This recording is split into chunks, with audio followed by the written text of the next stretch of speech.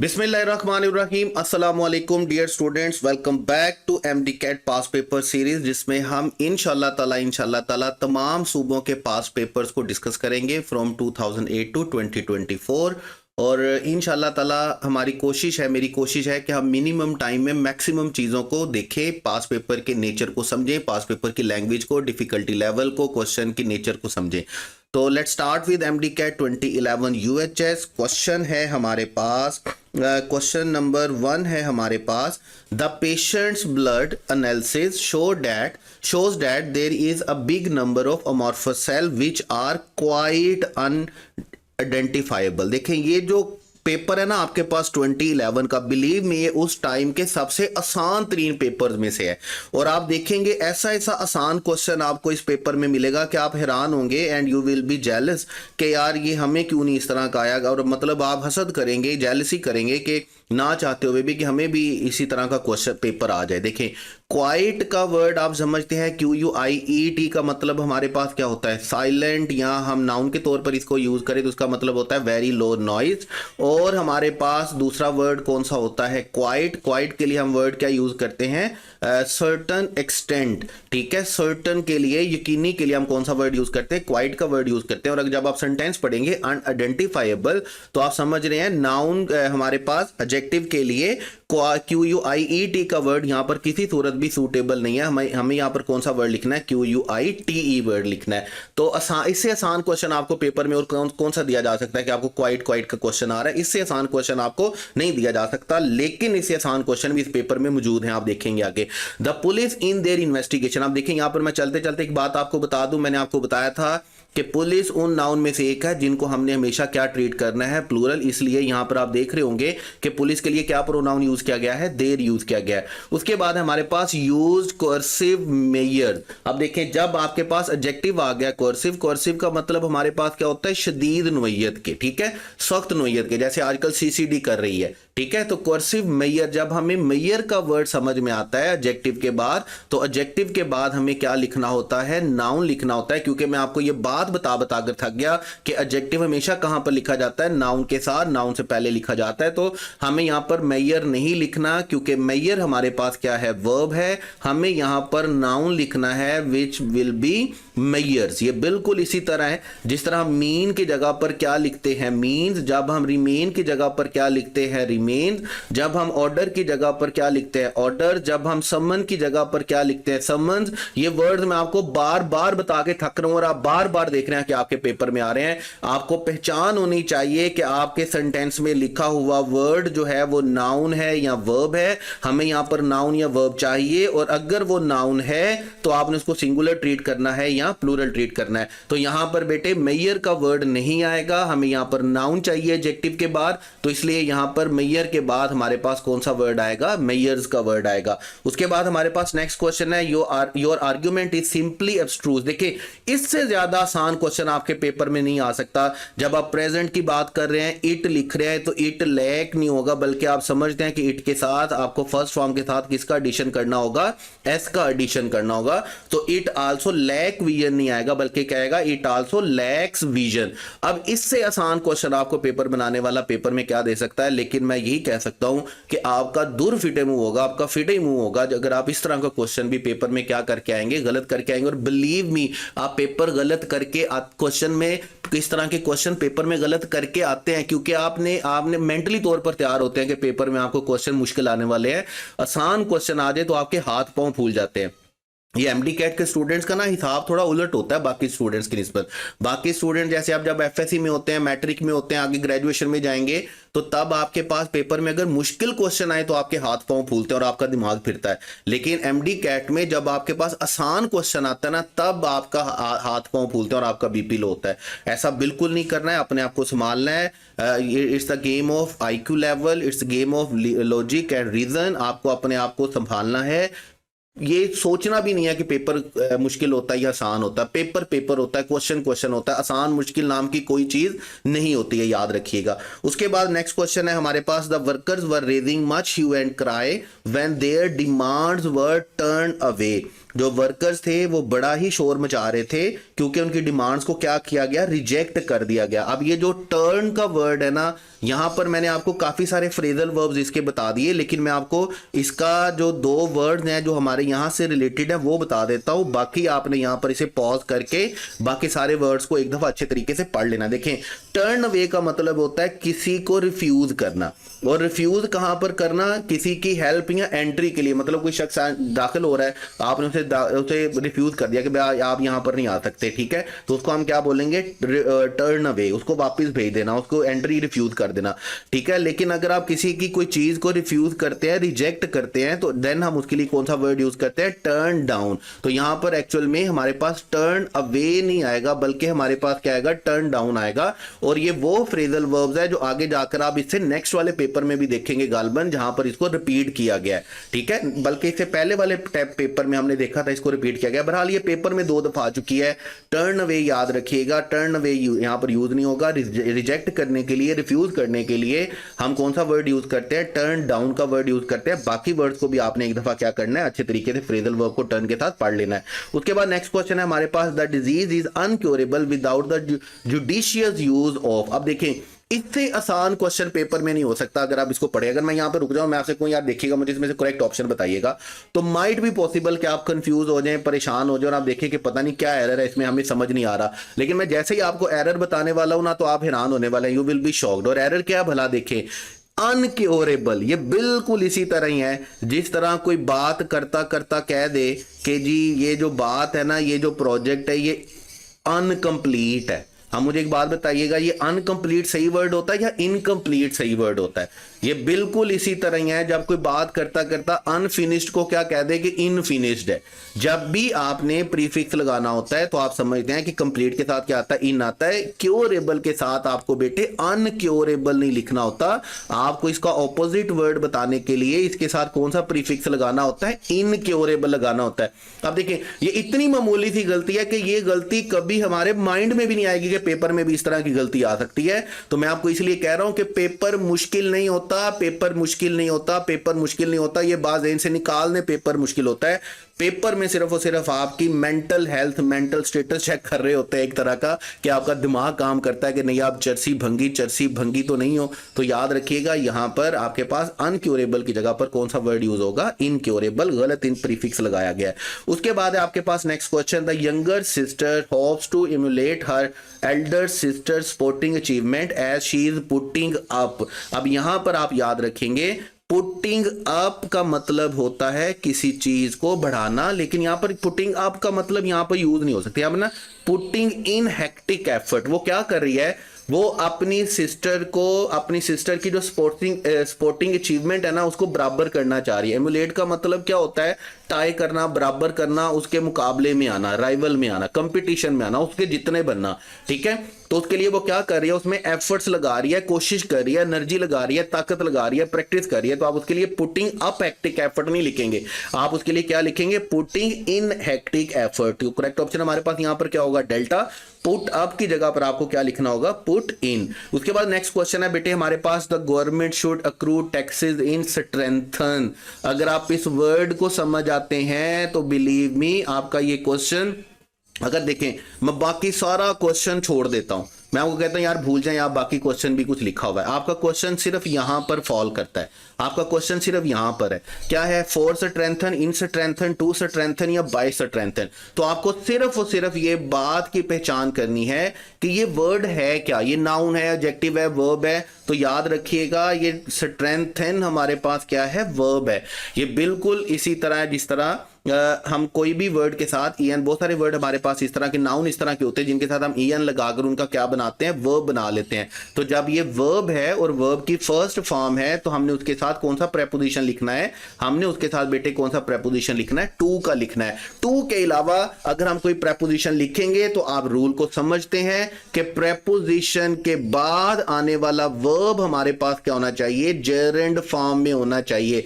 अगर आप फॉर लिखेंगे तो फॉर स्ट्रेंथन नहीं होगा, क्या आएगा, जाएगा फॉर स्ट्रेंथनिंग, इसी तरह इन स्ट्रेंथनिंग होगा, बाय स्ट्रेंथनिंग होगा। लेकिन अगर आप फर्स्ट फॉर्म लिखेंगे तो फर्स्ट फॉर्म के साथ हम टू लगाने से क्या बनाते हैं बेटे, इंफिनिटिव बनाते हैं। तो एक्चुअल में ये इंफिनिटिव है, जहां पर हम वर्ब के साथ वर्ब की फर्स्ट फॉर्म के साथ क्या लगाएंगे, टू लगाएंगे। और हमारा करेक्ट ऑप्शन बेटे कौन सा चलेगा, correct option is beta. Correct option is Charlie. उसके बाद है हमारे पास बेटे क्वेश्चन 8, फॉरेन ट्रेड।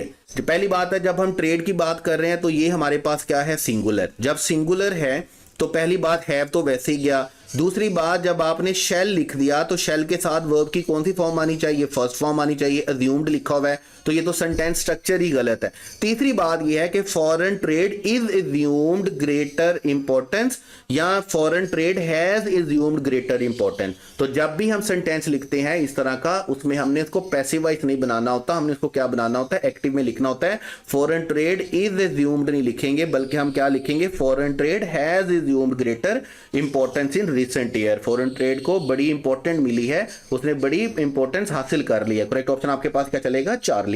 उसके बाद नेक्स्ट क्वेश्चन आपके पास, the space program has been battered dash bureaucrat. अब देखें, बेटर्ड का मतलब क्या होता है, तनकीद का निशाना बनाना, बैक बाइटिंग करना, के बारे में बातें करना, बातें बनाना। ठीक है, अब क्या कहता है कि जी स्पेस प्रोग्राम जो है ना, हैज बीन। अब हैज बीन आप पढ़ रहे हैं, हैज बीन कौन सा टेंस होता है हमारे पास, पैसिव वॉइस टेंस होता है। तो हैज बीन बेटर्ड, जो पैसिव वॉइस टेंस में हमने क्या लिखना होता है, पैसिव वॉइस टेंस में हमने कौन सी प्रेपोजिशन लिखनी होती है, बाय लिखनी होती है। आपको इन, इनटू या टू लिखने की जरूरत नहीं है। देखिए समटाइम ऐसा होता है कि हम गलत तरीके से क्वेश्चन को सोल्व कर रहे होते हैं, मतलब यहां पर हमें स्ट्रक्चर देखने की जरूरत है, बजाय हम ये सोचें कि यार बेटर्ड के साथ कौन सी प्रेपोजिशन आनी है।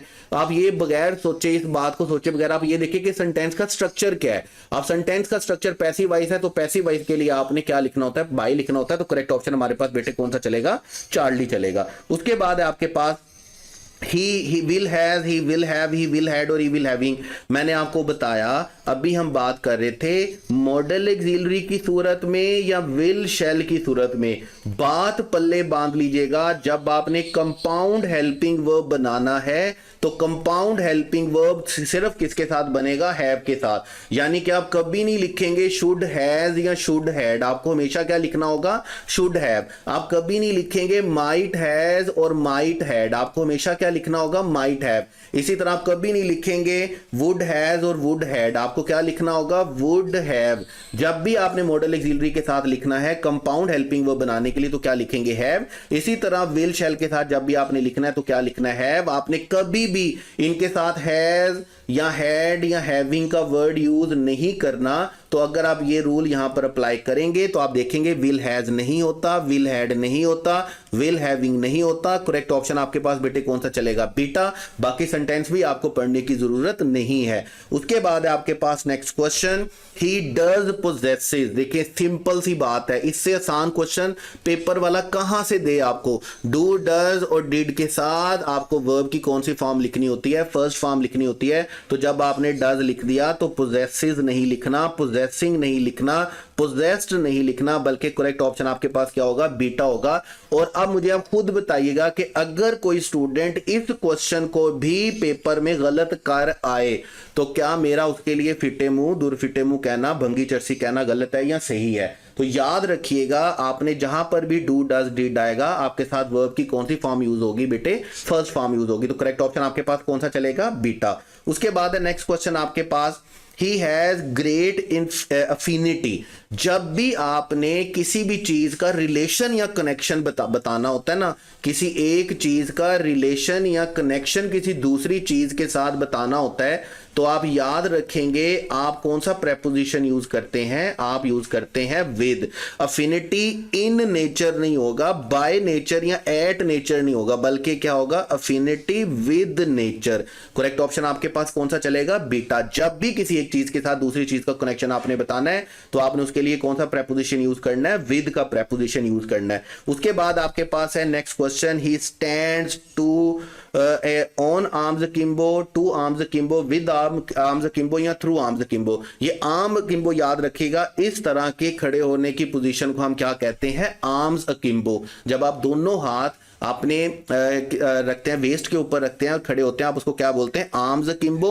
और इस तरह की पोजीशन में खड़े होने को आप क्या बोलते हैं? With arms Kimbho. मतलब ये बना बनाया सा एक एक्सप्रेशन है कि इस तरह के खड़े होने को हम क्या बोलते हैं? With arms akimbo. तो इसलिए हमारे पास on arms akimbo, to arms akimbo या थ्रू आर्म्स किम्बो नहीं होगा। करेक्ट ऑप्शन हमारे पास बेटे क्या चलेगा? चार्ली। उसके बाद है बेटे हमारे पास an amorphous mass of cell. अब देखिए जब ऑफ आ जाता है तो हम सब्जेक्ट वर्ब अग्रीमेंट के रूल के मुताबिक फर्स्ट प्रेफरेंस में पढ़कर आए हैं। हमने प्रेफरेंस देनी होती है किसको? फर्स्ट वन को, सेकंड वन को नहीं देनी होती। और ये कौन कौन से वर्ड्स थे? ये हमारे पास वर्ड्स थे with, along with, together with, in addition to, as well as, by, except of. ऐसी सब सूरत में हमने किसको प्रेफर करना होता है? फर्स्ट वन को प्रेफर करना होता है। अब इसका मतलब हमारा सब्जेक्ट सेल्स नहीं है, बल्कि हमारा सब्जेक्ट क्या है? एन अमोर्फस मास। अब अमोर्फस मास है तो इसका मतलब वो सिंगुलर रहेगा। सिंगुलर है तो इसके साथ आर नहीं आ सकता, वर नहीं आ सकता। और अगर हेड आएगा तो हेड हमारे पास सेंटेंस में यहां पर यूज नहीं होता, क्योंकि हेड यहां तो यूज होता है पोजेशन के लिए, या हेड यूज होता है क्या करने के लिए? टेंसेस में वर्ब की थर्ड फॉर्म के लिए। अब दोनों स्ट्रक्चर यहां पर फिट नहीं होते।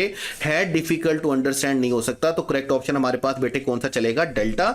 Sales is difficult to understand. Subject verb agreement का सिंपल सा रूल है कि जब ऑफ आएगा तो हमारी प्रेफरेंस किसके साथ होगी? फर्स्ट वन के साथ होगी। और हमारा वर्ब और हेल्पिंग वर्ब किसके अकॉर्डिंग चलेगा? फर्स्ट वन के अकॉर्डिंगली चलेगा। उसके बाद है हमारे पास question 15, second last question. Suffering आ गया तो मुझे कुछ भी बोलने की जरूरत नहीं है। आपको पता है कि सफरिंग के साथ कौन सा प्रेपोजिशन यूज होना है? फ्रॉम यूज होना है। और याद रखिएगा इसमें कोई भी एक्सेप्शन नहीं है। पेपर में क्या होता है, स्टूडेंट जब भी क्वेश्चन पढ़ता है ना और क्वेश्चन आसान आ जाए, जैसे अभी सीधा सा लिखा हुआ है सफरिंग फ्रॉम, तो स्टूडेंट्स की पहली जो फीलिंग होती है ना वो ये क्या होती है कि भी इतना आसान क्वेश्चन मैं कर लूंगा, मुझे पहली दफा में कैसे हो सकता है कि ऐसा ही क्वेश्चन पता हो। तो बच्चा क्या करता है? डाउट में चला जाता है कि शायद ये suffering to, suffering in, suffering into कोई एक्सेप्शनल केस हो, या यहां पर किसी तरह से बन रहा हो जो टीचर ने मुझे ना बताया हो या टीचर ने मुझे ना समझाया हो। तो बेटे याद रखिएगा, बाय गॉड जो टीचर, कोई भी टीचर जिससे आप पढ़ रहे हैं, उनकी कोशिश होती है अतुलमकान कि आपको मैक्सिमम दे सके और सही से बताएं। अपने नॉलेज पर, अपने टीचर पर, अपनी मेहनत पर यकीन रखना है, कॉन्फिडेंस रखना है। जो आपको पता है वो बिल्कुल ठीक पता है। तो यहां पर सफरिंग के साथ क्या आएगा? फ्रॉम आएगा। तो हमारा करेक्ट ऑप्शन क्या होगा? चार्ली। और आप देख रहे होंगे कि ये जितने भी क्वेश्चन है इनसे आसान क्वेश्चन कहां से आएंगे, कहां पे बनाएगा पेपर वाला? ये मेरा ख्याल है उन दिनों में आने वाले सबसे आसान पेपर में से पेपर है। ठीक है। उसके बाद नेक्स्ट क्वेश्चन है हमारे पास और लास्ट क्वेश्चन है, कंडीशनल सेंटेंस का क्वेश्चन आया और आप देखिएगा कितना आसान है कि इफ के बाद क्या लिखा हुआ है? You had asked. अब यू हैड आस्क्ड लिखा हुआ है, पास्ट परफेक्ट लिखा हुआ है, तो हमें पता है कि सेकंड क्लॉज में हमें क्या चाहिए? Would have plus third form चाहिए। जब would have plus third form चाहिए तो वुड हैड तो हो ही नहीं सकता। जैसे अभी हम मॉडल ऑक्सिलरी और विल शेल के बारे में बात कर रहे थे कि आपने पल्ले बांध लेनी है बात, आपने इनके साथ हैज, हैड और हैविंग का वर्ड यूज नहीं करना। इनके साथ क्या आएगा? हैव आएगा। तो इसका मतलब हमारे पास वुड हैड तो हो ही नहीं सकता। इसका मतलब अल्फा ऑप्शन गलत। दूसरा हमारे पास है बीटा में वुड हैव बीइंग एक्सेप्टेड। ये तो हमारे पास कोई टेंस ही नहीं बनता। वुड हैव के साथ वर्ब की कौन सी फॉर्म आती है? थर्ड फॉर्म आती है, बीइंग एक्सेप्टेड। तो ये लिखेंगे नहीं। अगर आपने पैसिव भी लिखना है तो बीइंग की जगह पर आपने क्या लिखना होता है? बीन लिखना होता है। उसके बाद है if you had asked him he would have accepted. अब यहां पर ये स्ट्रक्चर हमारे पास बिल्कुल ठीक है, यहां पर हमें कोई गलती नजर नहीं आती है। डेल्टा ऑप्शन में देखिएगा if you had asked him, तो पहली बात तो यहां पर कॉमा लिखेगा। दूसरी बात he would have been accepted, यहां पर हमें किसी सूरत भी पैसिव वाइज स्ट्रक्चर की जरूरत नहीं है। इसका मतलब हमारा डेल्टा ऑप्शन भी करेक्ट नहीं। हमारा करेक्ट ऑप्शन बेटे कौन सा है? चार्ली है। और इसी के साथ ही हमारे 2011 यूएचएस के पेपर की डिस्कशन होती है खत्म। लेकिन एक बात याद रखिएगा, मेरी हत्तुल इम्कान कोशिश रहेगी कि इंशाल्लाह ताला हम सारे सूबों के तमाम पास पेपर को डिस्कस करेंगे आपके पेपर से पहले। और जो बच्चे ये मैसेज कर रहे होते हैं कि सर केपीके के पेपर डिस्कस करें, बलोचिस्तान के पेपर डिस्कस करें, फेडरल के करें, या अपने सूबे का कह रहे होते हैं, तो यकीन करें चूंकि पेपर सबसे ज्यादा अवेलेबल यूएचएस का है, तो मैंने स्टार्ट भी इसलिए यूएचएस से किया। जब आप पेपर की डिस्कशन देख रहे होते हैं तो ये ना सोचा करें कि ये किस सूबे का या किस प्रोविंस का पेपर है। आप उसको एज अ प्रैक्टिस लिया करें, as a as an FLP लिया करें, आप उसको मॉक टेस्ट के तौर पर लिया करें। आप ये मत सोचा करें कि ये कौन से सूबे का पेपर है, आपको हर तरह के क्वेश्चन की तैयारी करनी है। इंग्लिश है, इंग्लिश सूबे में भी वही रूल्स हैं, KPK में भी वही रूल है, बलोचिस्तान में भी वही रूल है। सूबा चेंज होने से इंग्लिश के रूल्स चेंज नहीं होते, तो इसको एज अ प्रैक्टिस लिया करें, एज एन FLP लिया करें। कोशिश किया करें कि इन क्वेश्चन को अच्छे से समझें, इनके रूल्स को अच्छे से समझें और पेपर के लैंग्वेज को अच्छे से समझें। तो इसी के साथ ही अगर कोई बात पल्ले नहीं पड़ी, कोई बात समझ में नहीं आई तो पूछ लेनी है, चरसी भंगी बन के बैठे नहीं रहना है,